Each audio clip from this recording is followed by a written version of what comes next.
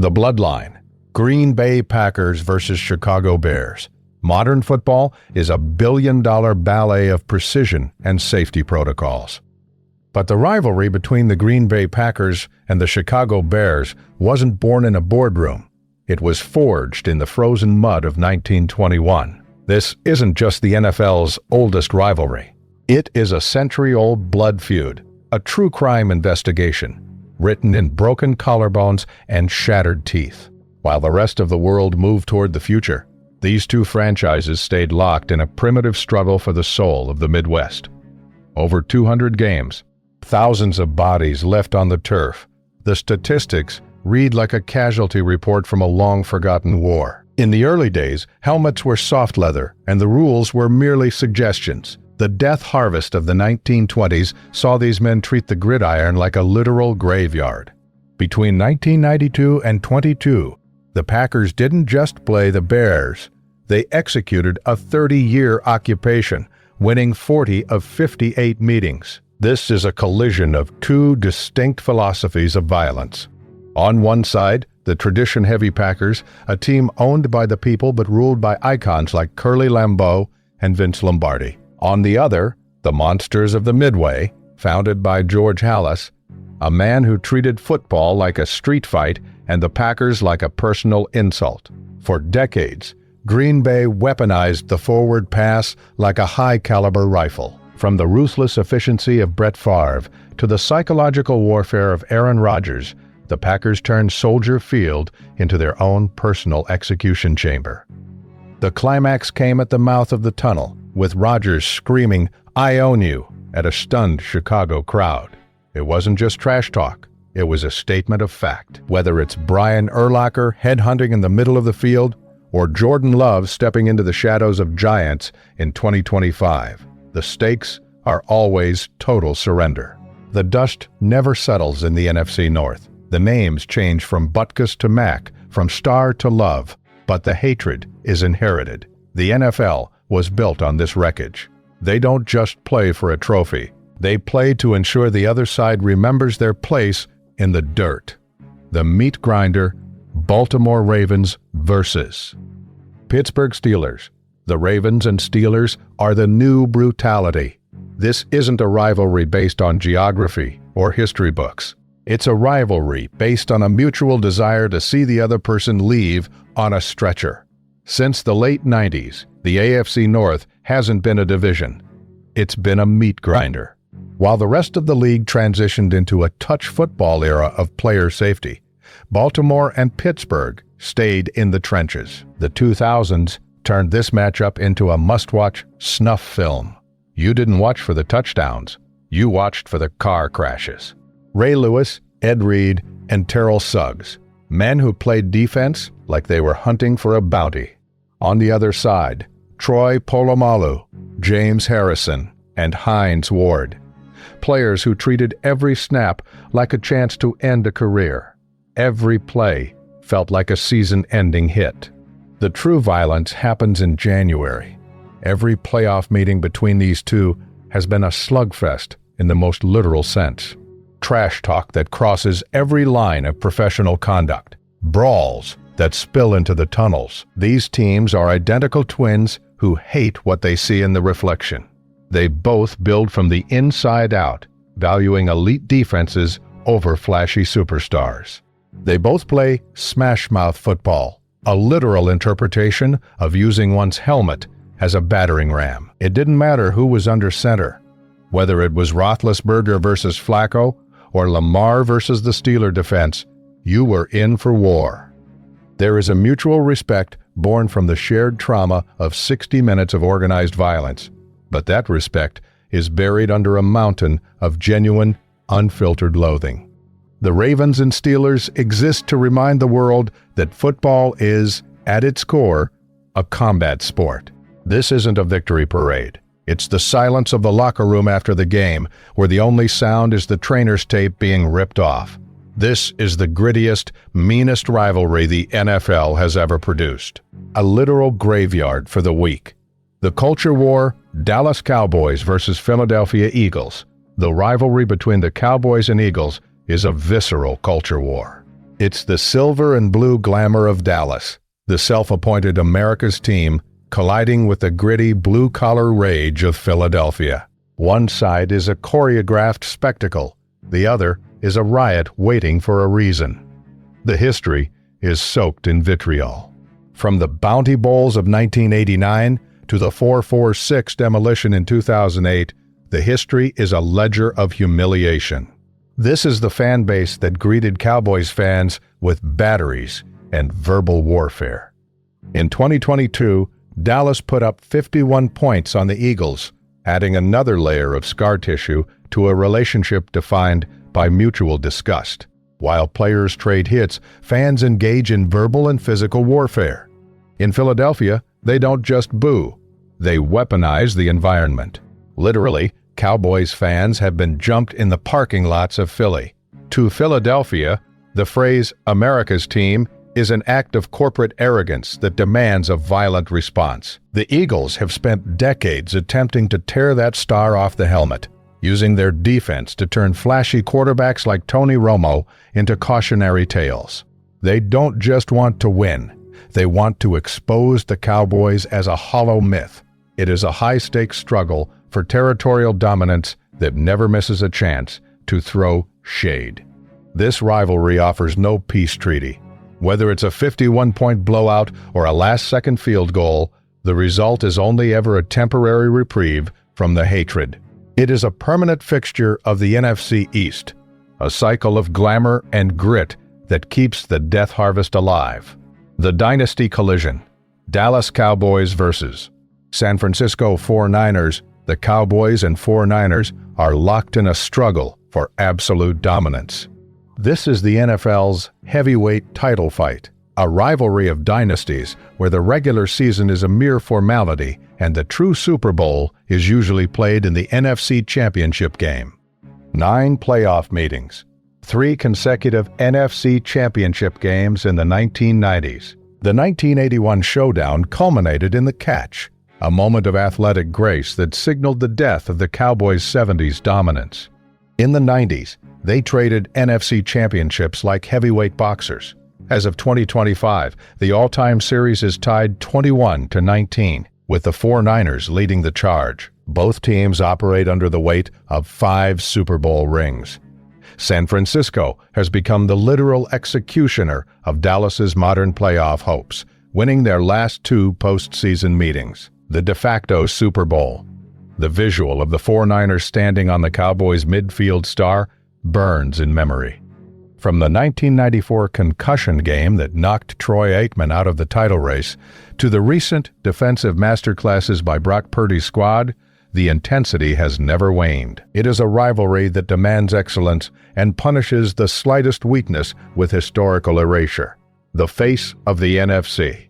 The Cowboys and 49ers are the measuring stick of the conference. Their resolution is written in silver and gold, a legacy of high-stakes gambling, where the winners are immortalized and the losers are left to wonder, what if? The nuclear fallout.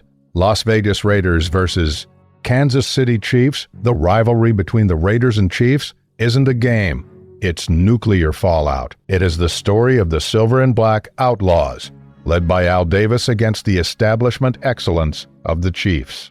This feud started in the old AFL and quickly spiraled into a decade of bench-clearing brawls. Kansas City leads the all-time series 7-5, 5-5-2. In the 1969 AFL Championship, Kansas City beat Oakland to go to the Super Bowl, a wound Al Davis never allowed to heal. From personal fouls that looked more like criminal charges to the fans at Arrowhead or the Coliseum, this is the most hostile rivalry the NFL has ever seen. Al Davis viewed the Chiefs as an enemy that required total destruction. Since Patrick Mahomes took over, the Chiefs have dominated the scoreboard. But the hatred never left. The violence on the field defines this matchup. From brawls to late hits, these games were nuclear. Even with Mahomes throwing darts, the Raiders play with a criminal intensity, looking for any chance to spill the blood of the division leaders. The Raiders still view the Chiefs as the enemy and Chiefs fans live to humiliate Las Vegas in their own house. This is the survival of the AFL spirit. This is the NFL's most hostile territory, a literal graveyard for the weak of heart, where the scoreboard is only half the story. The corridor of chaos, New York Giants versus Philadelphia Eagles. The Giants and Eagles are locked in a century-old war for the I-95 corridor. It's the big blue establishment colliding with the feral intensity of Philadelphia. Since 1933, they have been beating each other into the dirt. Philadelphia leads the all-time series 9-6, 8-9. Since 2014, the Eagles are 1-7-4 against the Giants, a statistical massacre. The miracle at the New Meadowlands in 2010, where Deshaun Jackson walked off a punt return, lives in highlight reels forever as a moment of pure Giant misery. These fan bases share the same air and the same hatred. Philly fans are ruthless, reminding Giants fans of every loss. But the Giants have had their moments, ruining Philly's playoff hopes in 2006. Every meeting is a war of attrition. The fans treat a regular season win like a Super Bowl. It is a high-stakes struggle where one team is always looking to humiliate the other in front of a national audience. Some grudges are written in stone and paid for in blood. This is the NFC East's most consistent death harvest. The Great Betrayal, New York Jets versus New England Patriots. The Jets and Patriots are a true crime investigation into the nature of betrayal. In 2000, Bill Belichick resigned as the Jets head coach after just one day taking the Patriots' job instead. It was an act of treason that changed the NFL forever. New England leads the all-time series 7-5, 5-6. The Jets literally went 7 years without beating the Patriots, finally breaking the streak in 2023. From the Spygate scandal to the 2010 playoff upset, where Rex Ryan stunned the 1-4, two Pats, the history is a ledger of pain and revenge. The Patriots were caught videotaping Jet signals, a move that fueled the fire of Jets fans who felt the empire was cheating their way to glory. The Pats, in turn, used Tom Brady to systematically dismantle New York's hope for 20 years. The 2010 playoff stunner was a rare moment where the Jets fought back and won. But even without Brady, New England still holds the psychological edge. Jets fans haven't forgotten the pain of the butt fumble or the decades of losing. This is a rivalry of deep-seated resentment, a body count of ruined seasons that proves some betrayals are eternal. The Judas scab. Green Bay Packers versus Minnesota Vikings. The Packers and Vikings rivalry is a battle of borders and Midwest bragging rights. It's the tradition-heavy Packers versus the fiercely loyal, chaotic Vikings. But the core of the hate is the Judas scab. The Packers lead 6-6, 6-0, but the margin is shrinking. In 2009, Brett Favre, the Packers' literal god, joined the Vikings and torched Green Bay at Lambeau Field. It felt like a betrayal that ripped the heart out of Wisconsin. By embracing Favre, the Vikings committed a psychological shakedown. In 2020, Dalvin Cook ran wild for 4 touchdowns. In 2022, Justin Jefferson humiliated the defense with 184 yards. The Vikings live to prove the Packers are obsolete. With Jordan Love's rise in 2024 and 2025, the Packers are trying to re-establish the hierarchy, but the Vikings remain the ultimate spoiler. This is a visceral reaction to a former hero returning in the enemy's colors. This is a rivalry paid for in the currency of betrayal, a permanent state of border town hostility. The Pacific meatgrinder, San Francisco 49ers versus Seattle Seahawks. The 49ers and Seahawks peaked in the 2010s, but the fire hasn't cooled. It took off when Jim Harbaugh and Pete Carroll brought their college beef from Stanford versus USC straight to the pros. It was a scorched earth campaign for the West Coast. Seahawks lead 3-1, 2-3. The 2013 NFC Championship game is the literal peak. Kaepernick's pass tipped by Richard Sherman. sealing a Super Bowl trip. Sherman's post-game rant was a psychological shakedown that defined an era of Legion of Boom dominance. Recently, the 49ers have taken over, with Brock Purdy and Deebo Samuel lighting up the Seahawks in the 22 wildcard round. These games were about who could survive the most punishment. Lynch versus Gore, Wilson versus Kaepernick.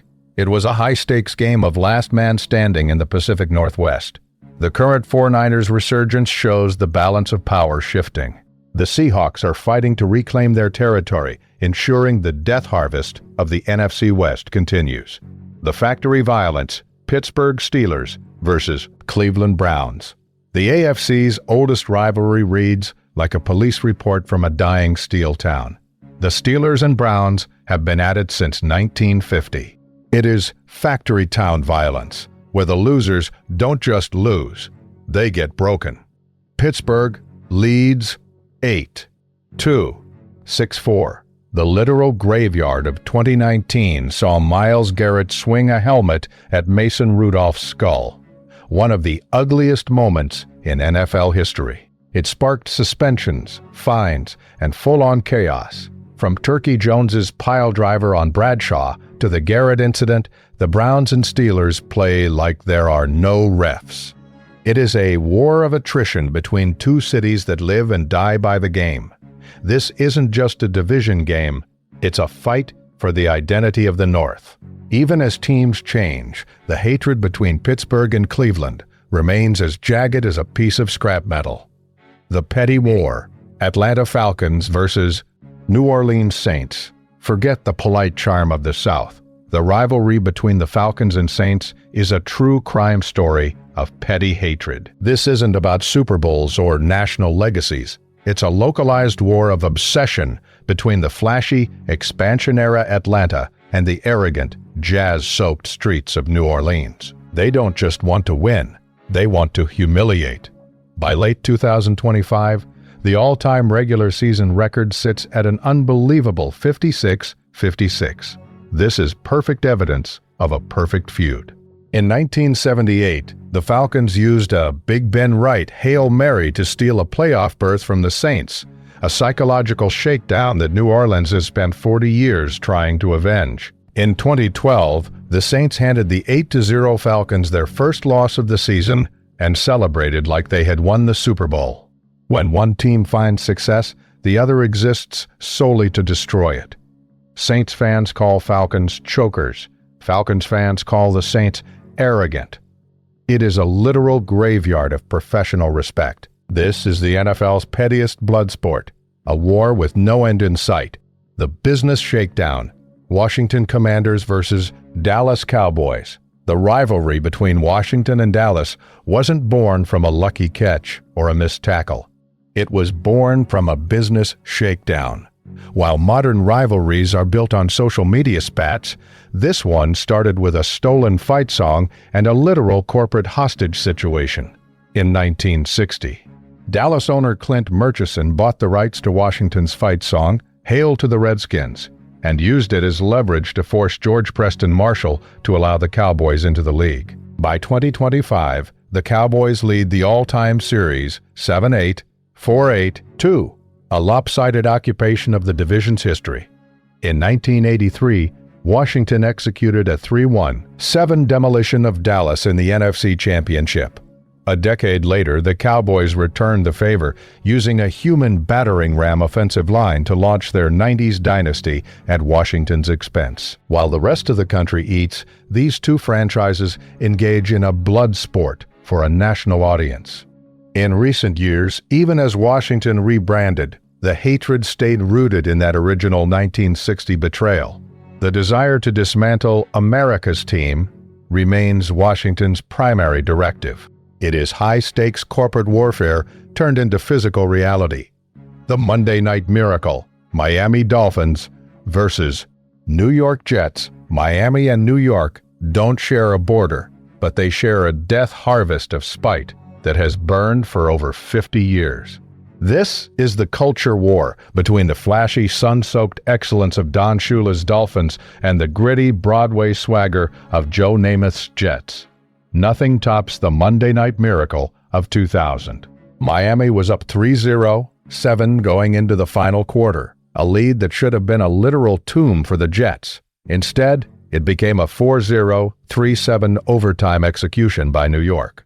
The all-time series reflects this chaos, with a razor-thin margin that fluctuates with every passing season. In 2008, Brett Favre joined the Jets just in time to face Chad Pennington, who had been discarded for the legend.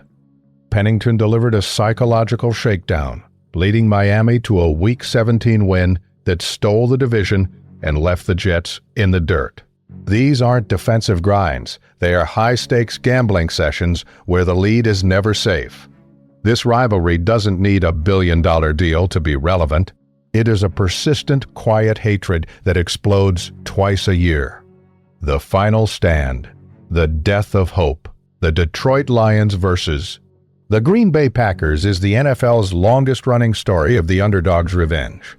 For nearly a century, Detroit was the literal graveyard of the NFC North, the punching bag for the Green Bay Golden Children.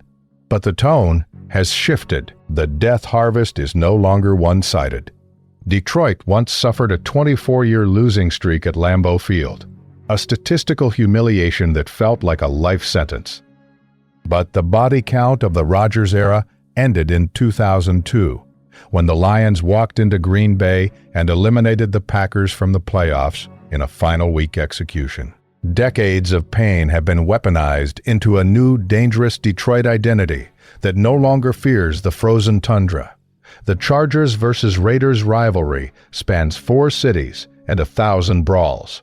Week 18 of the 2021 season delivered a savage finale, where the Raiders kicked a game-winning field goal to eliminate the Chargers, even though a tie would have sent both to the playoffs. It was spite in its purest form. The resolution of the NFL's greatest rivalries is simple. There is no resolution. The body count never stops growing. We don't watch for the points. We watch to see who survives the war.